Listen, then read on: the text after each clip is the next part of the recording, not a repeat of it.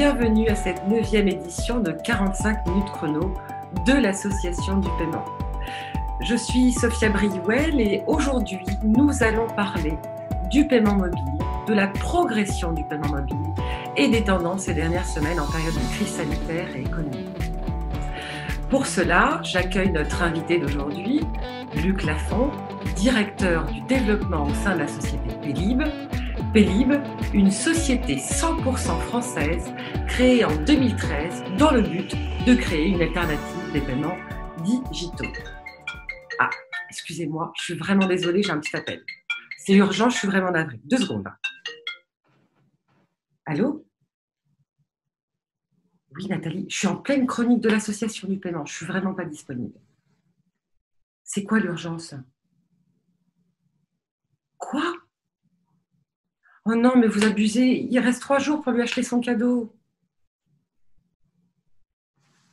Écoute, j'ai une solution pour toi. Qu'est-ce qu'il te faut ? C'est pour samedi ? J'ai la solution pour toi. C'est Pélib. Et en plus, ça tombe bien, je suis en train d'interviewer Luc Lafont. Est-ce que tu as un smartphone ? Oui. Tu as un numéro de téléphone ? Oui. Mais bien sûr que c'est sécurisé, enfin. Ben, si je te le dis. Ah, parce qu'en plus, tu voulais l'acheter sur un site e-commerce ? C'est quoi le nom ? Attends, je vérifie, parce qu'en plus, j'ai les slides de Pélib. Attends, bouge pas. Ah bah nickel, tu peux. Écoute, je te propose d'envoyer un WhatsApp à la bande d'amis, tu leur fais un message, tu leur dis qu'ils te font tout de suite un Pélib entre amis, voilà, c'est ça. Et puis après, une fois que tu as les fonds, tu vas directement sur le site e-commerce. Et en plus, t'es livré sous 24 heures, c'est super, c'est nickel. Mais oui, c'est la solution. Écoute, c'est simple, facile, pratique, efficace. Bon, écoute, faut que je te laisse, t'as une question ? Oh non, mais je peux pas lui demander ça. Bon, écoute, qu'est-ce que tu veux comme… Les plafonds ? Les plafonds de quoi ? De Pélib ? Bon, écoute, je fais ma chronique, je te promets que je lui pose la question, mais là, il faut vraiment que je te laisse. Et oui, je sais, mais bon, en même temps, je triche un peu, je suis dans les paiements, donc en plus, j'ai lu que Lafont en face, là, c'est facile pour moi de te parler de Pélib. Bon, ok, je te laisse parce que là, je suis vraiment un peu gênée, là. Salut. Salut, Nathalie. Oui, de rien. Ciao. Je suis vraiment désolée. Bonjour, Luc, et bienvenue aux 45 minutes chrono. Bonjour, merci, mille merci, j'ai adoré, c'était génial. Au début, j'y ai vraiment cru, mais bon, en tout cas, tu as trouvé la solution. Et pour moi, la bonne solution, c'est la solution de paiement des banques françaises qui est Pélib. Ravi de partager ce moment avec vous, de répondre à tes questions, de répondre aussi aux questions de tous les participants au fur et à mesure quand elles se présenteront. C'est toi qui anime. J'aurais une précision par rapport à ce que tu disais. Effectivement, c'était très juste. C'est 3 banques au départ qui sont lancées dans l'aventure. Ça remonte il y a un peu plus de 5 ans maintenant. Depuis, ces 3 banques ont été rejointes par 4 autres groupes bancaires. Donc aujourd'hui, on a 7 beaux groupes bancaires qui font en sorte que Pélib progresse de jour en jour, mais on va y revenir.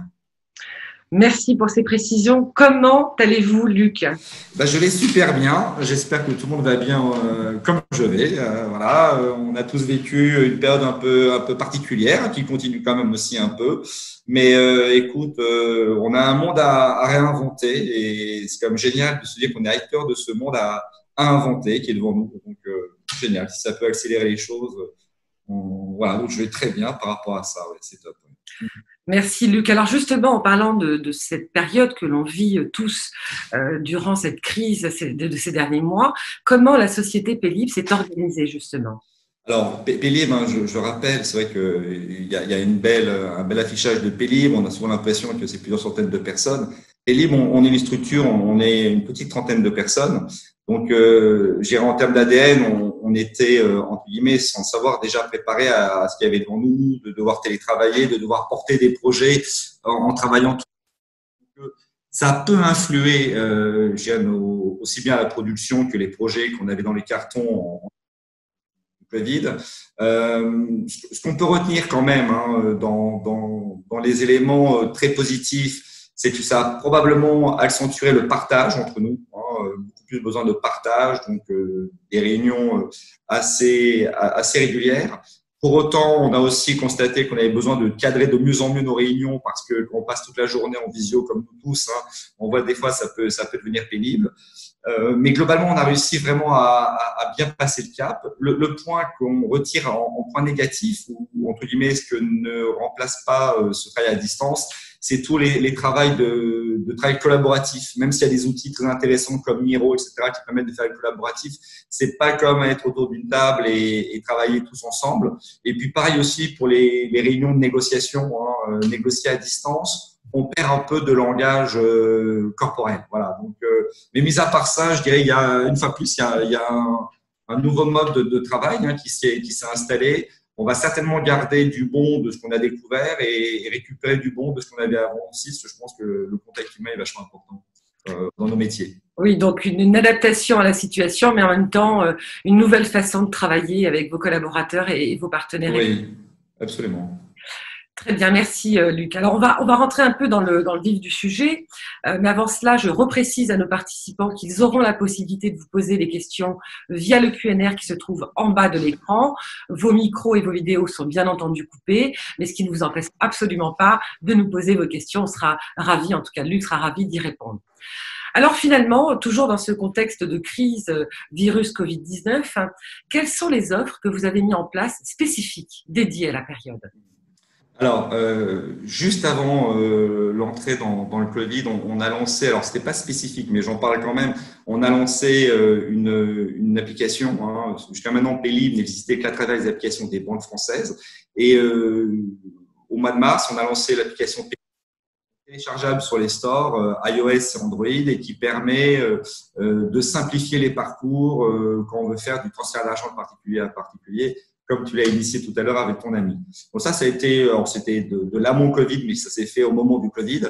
Par contre, ce qu'on a fait de très spécifique, c'est au moment où le Covid est arrivé, on s'est dit qu'il y avait certainement quelque chose à apporter dans l'écosystème pour les commerçants, pour les professions de santé qui souhaitaient même mettre en œuvre des prestations à distance ou du click and collect.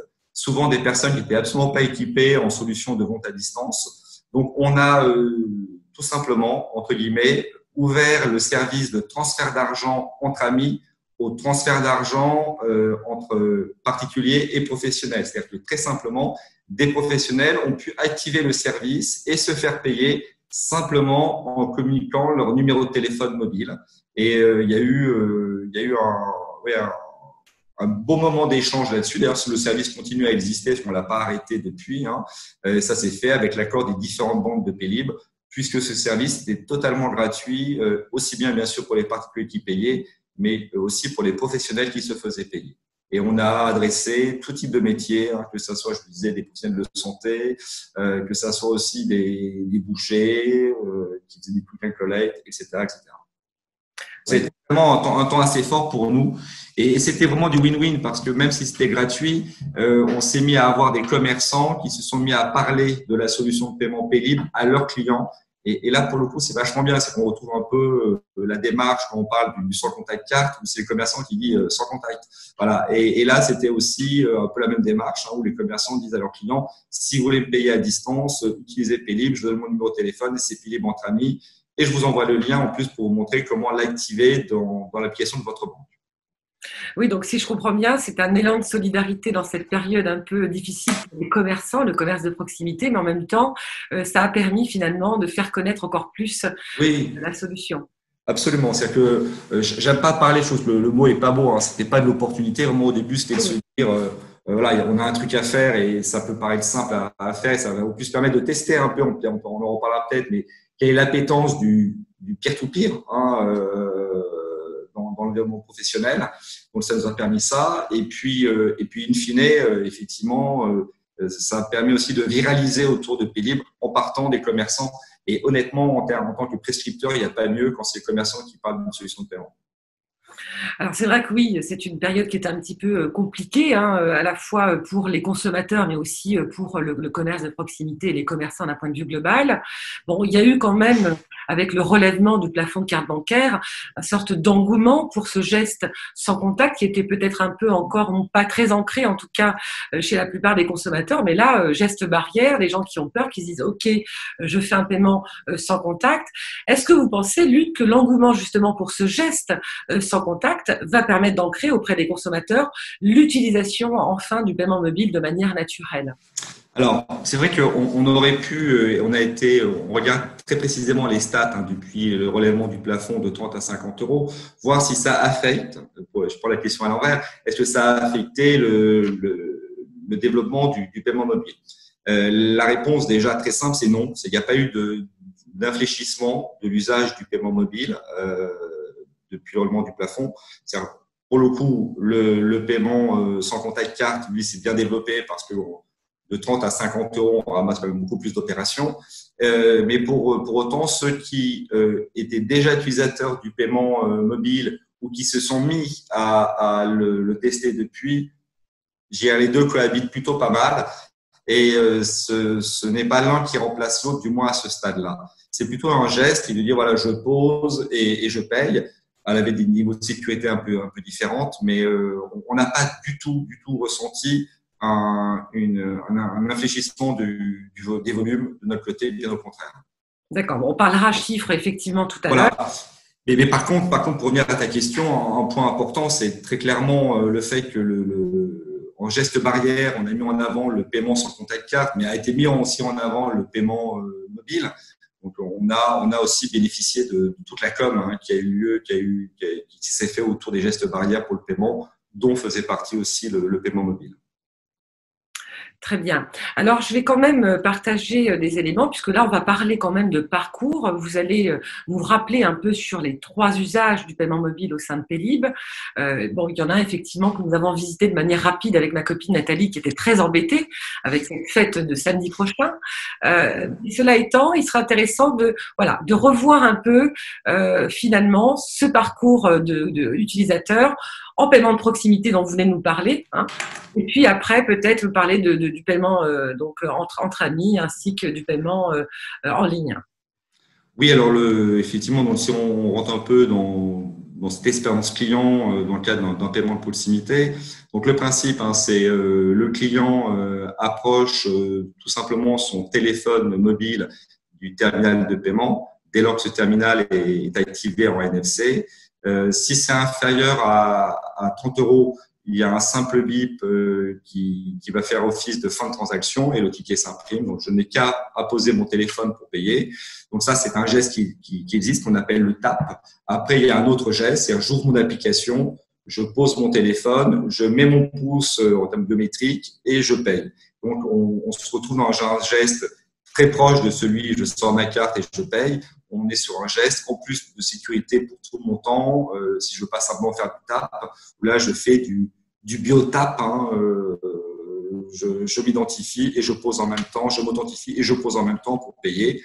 Bien sûr, si le client n'a pas activé la bio, dans ce cas, il saisit son code, mais il est sur une expérience client qui est un peu moins bonne que quand on est sur de la full bio.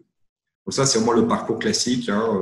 Je ne touche pas, même quel que soit le montant, je ne touche pas le terminal de paiement qui est en face de moi.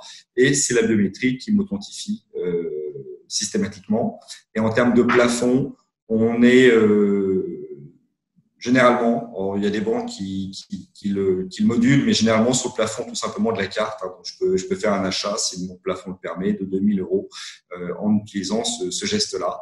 Et côté marchand, je disais, donc la contrainte, c'est d'avoir un terminal éligible en sans contact carte qui soit activé en sans contact carte, en NFC.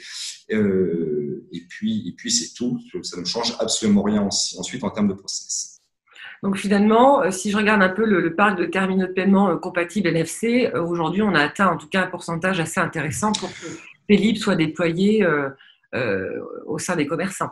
Oui, c'est qu'aujourd'hui, on a un parc de commerçants, on n'a pas eu derniers chiffres, mais on doit être au-delà de 70% maintenant.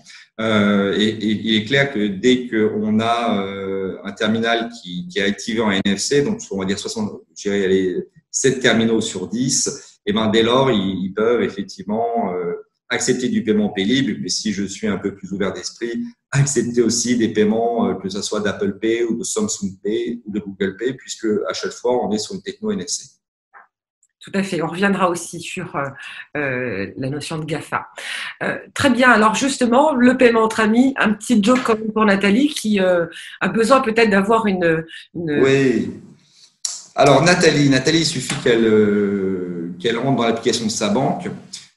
Si elle n'a pas activé Paylib, elle aura un parcours d'activation pour s'assurer que c'est bien elle qui est en train d'activer cette fonction au sein de sa banque.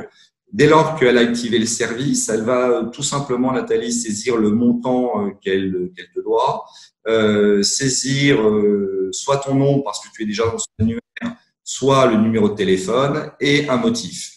Dès lors qu'elle a fait ça, elle va valider, alors par biométrie, si elle a activé la biométrie ou par un simple code, elle va confirmer, authentifier que c'est bien elle qui souhaite envoyer 25, 27 euros à tel numéro de téléphone.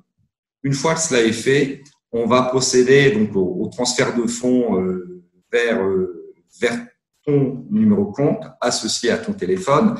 Et là, il y a plusieurs cas de figure. Soit le bénéficiaire, soit toi, tu es déjà en relais Paylib, auquel cas on te connaît déjà, et donc simplement ton numéro de téléphone va nous permettre de générer un virement instantané sur ton compte bancaire. C'est-à-dire qu'on va donc débiter instantanément le compte bancaire de Nathalie par le crédit instantané sur ton compte bancaire à toi. Donc, on est de compte bancaire à compte bancaire.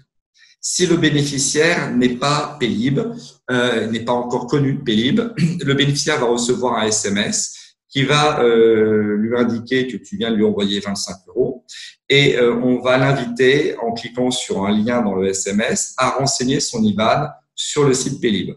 Dès lors qu'il aura renseigné son IBAN, il pourra d'ailleurs demander qu'on conserve cette information pendant 3 mois et on générera ensuite derrière un virement instantané sur ton compte.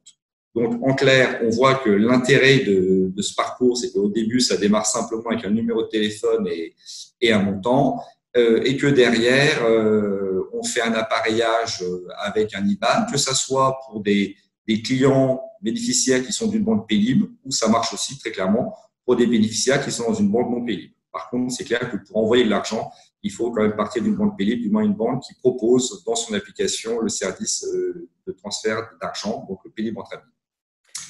Et la notion justement de montant, là, pour le paiement entre amis, est-ce qu'il y a un plafond particulier? Oui.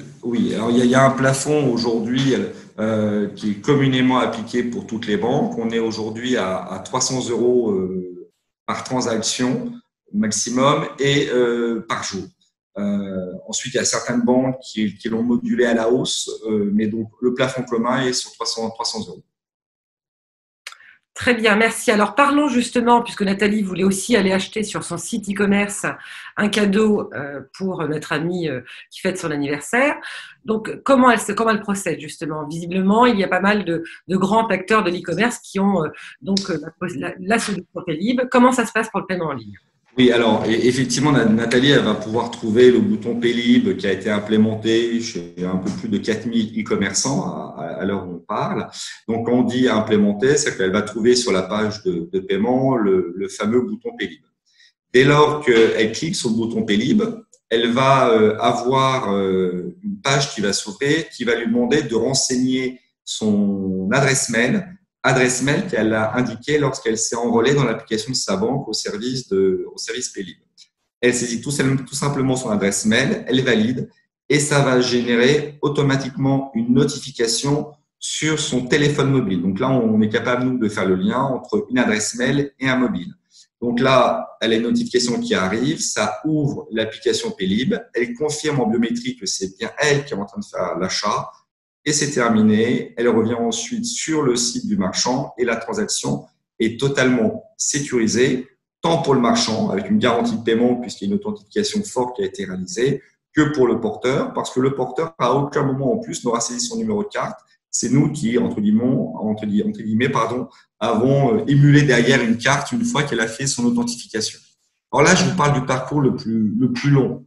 Pourquoi le plus long? Parce que depuis maintenant novembre 2019, on a mis en place un paiement entre guillemets en one click, c'est-à-dire que lorsque le client fait la première fois le parcours que je viens de décrire, à savoir, je clique sur le bouton, je saisis mon adresse mail, il a la possibilité d'activer la petite fusée là qu'on voit sur l'écran là au milieu en disant merci de se rappeler de moi. Auquel cas, s'il le coche, ça va installer un cookie sur le navigateur du client et lors du paiement suivant, il cliquera tout simplement sur le bouton Paylib et ça générera directement la notification sans se passer par la saisie de l'adresse mail. Donc là, on est dans un parcours ultra fluide avec un tunnel de paiement ultra rapide.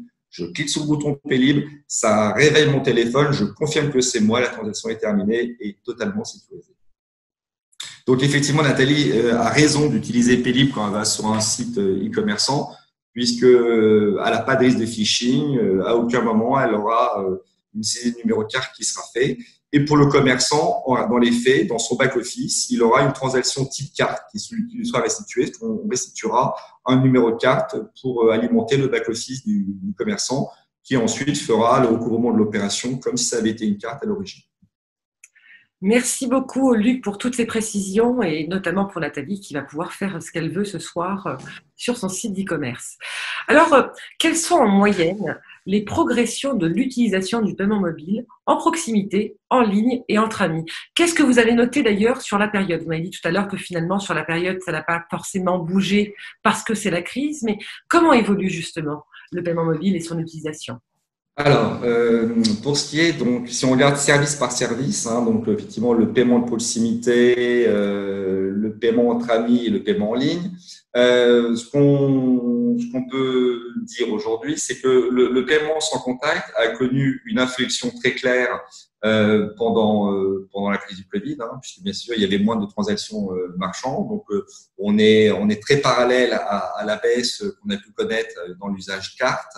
Pour autant, si on compare les volumes, là on voit plus 65% par rapport à 2018, mais si on compare juin 2019 à juin 2020, et là les chiffres sont tout récents, on a progressé de 75%. C'est-à-dire que quand bien même on a eu l'effet Covid, aujourd'hui, en comparant les deux périodes, on a progressé sensiblement sur le paiement en magasin, donc je dis 75%. Pour le paiement entre amis, la période Covid aurait pu nous amener à avoir un vrai effondrement parce que très clairement, on fait moins de remboursement de restaurants dans une période où les restaurants sont fermés. Le fait que on ait certainement mis en œuvre le service Peer-to-Pro, le fait que aussi il y a eu aussi important côté des banques pour augmenter le nombre d'enrôlés, fait que globalement, on a progressé sur la période de plus de 32%. Si on prend début de période Covid, fin de période Covid. On a eu au début une stagnation et on est reparti à la hausse avec certainement les facteurs que j'évoquais avant. Après, en termes de progression sur un an, le chiffre que je vais vous dire va pas dire grand-chose parce qu'il y a un an, on démarrait quasiment tout juste. Enfin, ça fait quelques mois qu'on avait Paylib entre amis d'activer, mais on a fait x4 en 12 mois en termes d'activité. Donc, c'est vraiment un usage qui s'est installé, qui s'installe très rapidement. Pour ce qui est du Paylib en ligne, donc le Paylib en VAD, donc là on a connu un effet de boost lors du Covid, tiré principalement par quelques gros sites dans des domaines un peu spécifiques, que ça soit le jeu en ligne qui a connu une explosion, comme vous le savez tous, pendant le Covid, que ça soit aussi des sites qui vendent par exemple que du café en ligne puisque les boutiques étaient fermées. Je pense à notre ami Georges Clooney. Voilà, What Else, par exemple. Voilà, donc ils ont vraiment boosté l'activité en termes de VAD. On a progressé en volume sur les 12 derniers mois, à peu près un peu plus de 46% en termes d'authentification. Donc globalement, ce qu'on peut dire, c'est que la sortie Covid est plutôt pas mauvaise pour nous, parce qu'en sortie, même si on a connu cette baisse sur le sans contact au milieu du Covid, qui était évidente, on sort supérieur à la manière dont on était à l'entrée. Donc il y a eu un phénomène d'accélération entre mars et juin. Merci Luc. Alors moi j'avais effectivement noté qu'il y avait plus 15% sur la période de mai à juin 2020 si on compare à 2019 pour les paiements mobiles, hein, d'un point de vue assez global. Bon, vous nous parlez de plus de 70%. Quelle analyse faites-vous en fait de tous ces chiffres en somme? Oui, c'est vrai que les plus 15, c'est toute solution de paiement mobile confondue. Et c'est vrai qu'il y a, une vraie difficulté au niveau du marché aujourd'hui de connaître précisément ce que représente le paiement mobile en France. Hein. Il y a des chiffres qui émanent du géocard bancaire, mais que sur une partie des transactions, hein, puisque c'est que les transactions CB. Et puis, c'est vrai qu'il y a aussi une enquête récente auquel nous avons répondu, nous, Pélib, au niveau de la Banque de France, mais je ne crois pas qu'ils ont communiqué les chiffres de tous les opérateurs de paiement mobile, puisque certains n'ont pas communiqué leurs chiffres. Mais en tout cas, nous, ce qu'on peut dire, c'est qu'on sent vraiment, à travers la croissance que j'évoquais, hein, 75%, que le paiement mobile est en train de s'installer, pas aussi vite qu'on voudrait. Hein. Je crois qu'on reparlera tout à l'heure de ce que ça représente en termes de volume d'opération, hein, le paiement mobile. Mais en tout cas, je dirais petit à petit, c'est en train de s'installer. Et on voit que, je dirais, ceux qui l'utilisent et qui ont une expérience plutôt sympa dès les premières transactions, l'adoptent assez rapidement. J'ai tendance à dire que une fois qu'on a eu 3 à 4 transactions sur lesquelles au début on allait un peu en transpirant, en train de payer chez son commerçant, et dès qu'on a passé ces 3-4 transactions, on rentre dans de l'adoption. Avant, c'est plutôt des utilisateurs qui vont tester la solution. Un test ne suffit pas pour réellement implémenter l'usage. Voilà, il faut qu'ils reviennent, qu'ils réutilisent. Et en tout cas, c'est en train de prendre, mais pas aussi vite qu'on le voudrait, comme je le disais. Est-ce que vous savez justement que pour ancrer une nouvelle habitude chez l'être humain, il faudrait 21 jours. Donc cela voudrait dire qu'il faudrait qu'il y ait une utilisation du paiement mobile pendant 21 jours pour que ce soit ancré définitivement. Ouais, alors toi tu dis 21 jours. Moi je parle d'un nombre d'opérations récurrents. Bon, sur une période d'un mois, d'ailleurs, ça revient quasiment à la même chose. Et je dis, voilà, il faut qu'il ait fait au moins 3-4 paiements sur un mois. Et là, on rentre dans de l'adoption. Ça rejoint un peu la même chose. Oui, tout à fait. Merci, Luc. Alors, en termes de nombre de transactions, on note, selon toujours les sources hein, au sein d'Ingenico, on l'a vu jeudi dernier, Capgemini et carte bancaire, 25 millions de transactions via les paiements mobiles devraient être dépassées en 2020. Quel est votre avis sur la question? Je peux que espérer que ça soit vrai. En tout cas, la tendance aujourd'hui de notre côté, si on se réfère un peu à ce qu'on estime de notre part de marché, le marché en tout cas devrait y être. C'est plus 25 millions. Je pourrais dire ouais, c'est chouette. Après, je dis attention, hein, c'est bien, mais si on compare ça aux près de 12 milliards de transactions de cartes, on voit qu'il y a encore un beau chemin à parcourir. On n'est pas encore en train d'assister au débordement de la piscine. On est en train de remplir la piscine lentement. Il y a un petit tuyau qui nous fait remplir la piscine pour nos vacances. Mais il faut que ça se remplisse plus vite si on veut avoir une piscine pleine et en profiter au mois d'août. C'est très clair, merci. Mais on devrait dépasser les 25 millions, je pense. Oui. Eh ben, je l'espère. En tout cas, moi, ça me fait quand même penser qu'on ne va pas aujourd'hui, en tout cas, c'est le sentiment que j'en ai, mais on ne va pas aujourd'hui calquer le modèle asiatique. Et vous allez peut-être me le confirmer, puisqu'on a en France une mentalité, une façon de consommer qui est un peu différente du modèle asiatique. Mais ces 25 millions de transactions, est-ce que c'est vraiment lié au fait qu'on essaie de se comparer à d'autres modèles économiques, ou est-ce que c'est vraiment une possibilité là sur le marché français? C'est un peu ça la question des 25 millions. Oui, je pense que sur tout type d'évolution majeure en termes de côté consommateur, on a toujours été un peu en retard hein, côté France. Alors là, on parle de l'Asie, mais même si on regarde les pays d'Europe du Nord, on a toujours un décalage. Moi, je crois que le paiement mobile ou du moins le paiement digital va s'imposer très clairement. C'est vrai qu'aujourd'hui, nous consommateurs français, on est très attaché à notre morceau de plastique hein, qui marche plutôt bien, les infrastructures sont là, la délivrance des cartes marche plutôt bien. Donc on aime bien ce côté plastique. Pour autant, on a tous entre les mains un appareil qui devient de plus en plus un couteau suisse, hein, qui est notre téléphone mobile. Donc moi, je trouve très clairement qu'on sera pas asiatique demain, mais pour autant, je crois vraiment à l'avenir du paiement digital dans son ensemble. parce que ça permet, si je vais au bout de ma réflexion, c'est que là, on associe le paiement digital à l'usage du téléphone mobile.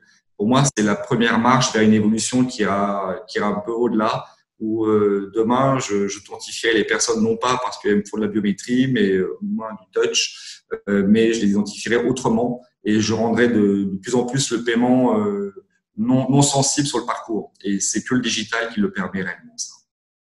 Alors justement, vous parlez de demain. Alors au-delà du paiement, quels nouveaux usages autour du wallet mobile pourrait-on imaginer pour demain? Alors, c'est vrai que quand on parle paiement, des fois, on peut trouver ça réducteur, faire que du paiement. Donc, effectivement, on parle souvent de ce qu'on appelle le paiement augmenté, hein, c'est pouvoir faire de la FI, du couponing, et ça, faire pas mal de choses derrière. Bon, c'est vrai que faire ça sur un support digital, c'est très pertinent.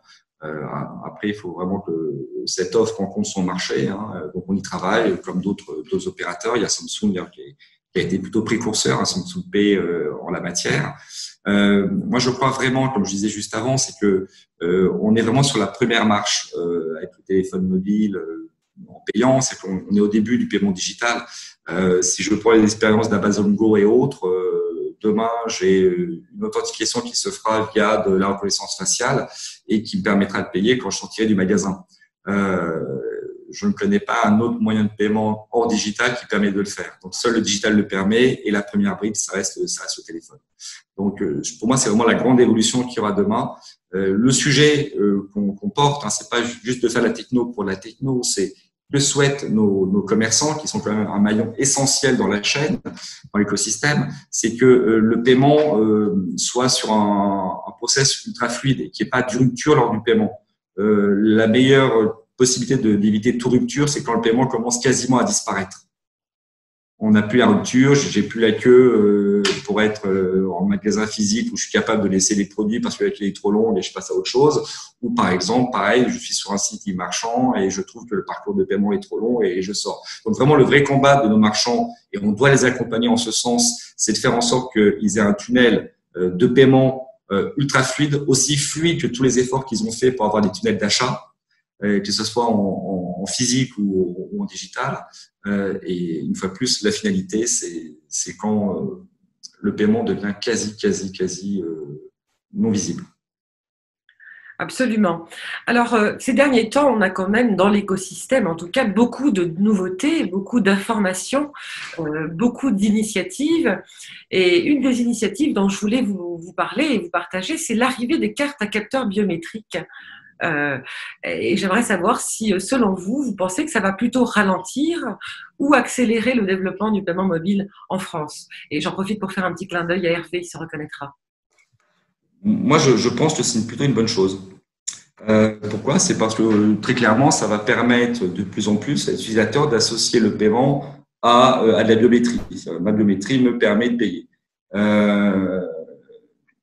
Le fait que ça parte du plastique, comme je disais tout à l'heure, on a un vrai attachement au plastique, donc je fais confiance à mon plastique pour payer en faisant la biométrie. Moi, je dis ça va tirer le geste, très clairement, puisque le bon geste pour payer en mobile, c'est biométrie, je pose et je paye. Donc, on est vraiment sur la même dimension. Donc, pour moi, c'est pas du tout une offre concurrente, c'est plutôt une offre vraiment d'accompagnement en termes d'usage. Et demain, je me vois bien, pourquoi pas avoir dans mon portefeuille une carte biométrique qui est à côté de mon portefeuille de mon téléphone. Et quand je sors qu'elle est de mon téléphone dans certains cas, parce que ça me va bien comme ça, et que sans portefeuille, je peux continuer à payer en faisant toujours le même geste, que ce soit avec une carte ou un téléphone. Ma biométrie me permet de payer. Donc, je trouve ça plutôt voilà, je ne vois pas tout ça en concurrence. Merci beaucoup. La dernière question. Et oui, et juste finir sur un élément, pourquoi peut-être pas finir là-dessus, mais juste compléter mes propos par un autre élément. C'est que souvent, on oppose les technologies, on oppose les évolutions. Moi, j'ai tout tendance à penser, vous savez, à l'évolution qu'il y a eu dans la photographie. La photographie, et on est passé de l'argentique au digital, d'abord sur les appareils dédiés, et ensuite, on a intégré la photo, du moins dans son usage fort, dans les smartphones. OK. Et à un moment, les deux existaient, continuent à exister d'ailleurs, et ça répond à des besoins différents et des fois complémentaires. Et il ne faut pas perdre de vue que Kodak a quasi disparu, alors qu'il croyait dur comme fer que l'argentique il durerait tout le temps. Ceux qui n'ont pas fait le pari du digital ont disparu quasiment, mais ceux qui ont plutôt cherché une complémentarité existent. Donc, c'est très bien comme ça. Oui. Merci en tout cas d'avoir partagé ces précisions. Une autre information, j'ai lu cette semaine que dans le cadre de la souveraineté technologique impulsée par le gouvernement, un think tank digital New Deal a été créé, intitulé Paiement mobile sans contact, et le titre est Libérer les smartphones et leurs utilisateurs. Est-ce que tu peux nous en parler, puisque j'ai vu que donc Paylib faisait partie de ce think tank? Oui, absolument. Il y a Vincent Duval, le CEO de Paylib, en fait partie. Donc là, très clairement, ce qu'il y a derrière, c'est il faut qu'on libère nos mobiles, que nos smartphones soient Android ou iOS. Et là, très clairement, on souhaite qu'on ait la même liberté avec un iOS qu'un Android et faire en sorte qu'on puisse accéder à toute solution de paiement sur un iOS. Puisque je rappelle une chose importante, c'est que tous les services que j'évoquais tout à l'heure, Paylib, le paiement entre amis, la VAD, sont fonctionnels et en iOS et en Android. Par contre, pour ce qui est du paiement de proximité, ça ne fonctionne pas en iOS, puisque Apple aujourd'hui bloque l'usage de l'antenne pour des solutions de paiement qui ne sont pas Apple Pay. Donc là, je dirais très bien que bien sûr, Paylib y participe, bien sûr les jeux et cartes bancaires et son président qui a aussi signé cette tribune-là, et puis surtout aussi que nos politiques nationaux et européens s'emparent vraiment du sujet. Nos politiques nationaux ont découvert un peu ce sujet quand ils étaient en train de travailler lors du Covid, cette problématique des gestes barrières et est-ce qu'on ne peut pas pousser une application de paiement mobile dans les téléphones. Et là, ils se sont rendus compte que il y a un petit problème avec Apple. Donc ça, c'est très bien qu'ils aient pris une vraie conscience de ce sujet-là. Et puis côté européen, je pense qu'on a une commissaire européenne qui est bien à la manœuvre là-dessus, où je crois que l'idée, c'est pas d'aller écraser Apple, non, c'est juste de faire en sorte que le choix soit donné à des consommateurs de pouvoir, en fonction de leur sensibilité, d'utiliser les solutions qui sont soit des solutions de banque, c'est ce que nous on préconise, en disant voilà, on a une vision banque des tiers de confiance que non pas d'autres, mais que il y en a d'autres qui peuvent être juste passionnés par plutôt utiliser une solution comme Google ou Apple, et je trouve ça très bien aussi qu'il y ait cette concurrence-là, mais il faut qu'elle existe sur tous les types de smartphones. Donc une initiative pour redonner le pouvoir aux consommateurs. Oui. Eh bien, c'est le moment du Q&R. Posez vos questions via le Q&R et nous y répondrons. Enfin, Luc répondra à vos questions. Oh, et Nathalie aussi. Nathalie aussi, on va l'appeler. Alors, j'ai déjà des questions. Je me permets de vous lire la première. Un spectateur anonyme. Comment percevez-vous la sortie du groupe BPCE concernant la fonctionnalité paiement mobile? Savez-vous pour quelles raisons? Alors oui, effectivement, donc BPCE a annoncé qu'ils arrêtaient de commercialiser, au moins d'enrôler de nouveaux clients dans leur solution HCE Paylib. C'est vraiment la position très claire. La raison d'être derrière, très claire, c'est de se dire une seule banque, seule dans son coin, a un coût de maintien d'une solution HCE qui est très élevé. Donc, si il doit y avoir une voie ou une directive à impulser, c'est plutôt vers une solution communautaire. C'est plutôt que d'avoir 7 applications bancaires qui permettent de faire du HCE. Pourquoi ne pas faire une seule application qui porterait le HCE et qui permettrait d'offrir ce choix diversifié auprès des clients d'une manière plus forte. Donc, c'est une sortie de BPCE. C'est-à-dire que BPCE arrête de maintenir à terme son application Paylib HCE, mais ne s'interdit absolument pas de revenir ensuite si on arrive à tirer collectivement avec toutes les banques une solution communautaire autour du HCE. Donc, quand je dis ça, pour ceux qui sont techniciens, c'est que le public est aussi assez technique ce soir, mais c'est avoir un serveur HCE communautaire pour toutes les banques et un SDK qui est le module technique sécurisé qui soit aussi communautaire. Merci Luc pour ces réponses. Une autre question. Bonjour de Tahar Samba. Bonjour, ce SMS reçu par le bénéficiaire l'invitant à rentrer son IBAN peut lui faire peur dans le contexte de développement de la fraude. Comment rassurer le bénéficiaire? Merci. Ce que je disais tout à l'heure, c'est que la meilleure assurance, c'est j'ai quelque part le fait que moi, Nathalie t'ait dit tiens paye-moi, donc le moment de recevoir le SMS, c'est que ça vient pas d'un tiers qui vient d'ailleurs, parce que je rappelle que dans le SMS il y aura le fait que Sophia vient d'envoyer 25 € et que je peux me les faire créditer, donc ça vient pas de nulle part. Voilà. J'aurais tendance à dire attention, effectivement, si vous recevez un SMS où vous ne connaissez pas le nom du donneur d'ordre, il faut peut-être éviter. Voilà. Donc la sécurité qu'on apporte, c'est plutôt le fait qu'on reste sur des environnements entre guillemets fermés. Je connais mon ami, je connais aussi mon commerçant, et ça reste sur un cadre fermé, et on me rappelle à chaque fois le nom de l'émetteur des fonds. Merci. Une autre question anonyme. Pour le moment, Paylib est distribué par les banques de réseau et les néobanques. Des axes de coopération envisageables? Je pense notamment à des néobanques proches des banques de réseau, etc. Alors oui, donc le Paylib n'est absolument pas cantonné aux banques de réseau. Hein. Il y a quelques néobanques d'ailleurs proches des banques de réseau qui ont commencé à implémenter Paylib. Donc on est en permanence discussion avec soit des néobanques affiliées aux 7 groupes bancaires que j'évoquais tout à l'heure, soit aussi avec des néobanques qui sont absolument pas affiliées mais qui pourraient rejoindre Paylib. Alors, peut-être pas en tant qu'actionnaire parce que ça serait peut-être compliqué pour elle en termes financiers, mais plutôt en tant que client et pouvoir proposer la solution. Donc, c'est totalement ouvert et Paylib n'est pas un cercle fermé. Très bien, merci. Une question de Christophe Mariette. Les clients peuvent-ils encore payer sur des TPE via Paylib avec un contrat BPCE? Bien sûr. Il suffit que le terminal de paiement, une fois plus, soit… donc là, si je prends le cas de figure, je suis commerçant, j'ai un contrat d'acceptation via une des banques BPCE, aucun problème. Donc, mon TPE est activé en NFC et j'ai un client qui est porteur Paylib qui va pouvoir venir payer, ou qui est porteur Google ou Samsung ou Apple Pay, c'est le même sujet. Donc, ça ne pose aucun problème. Et si je veux compléter cela, donc là, on a le côté commerçant.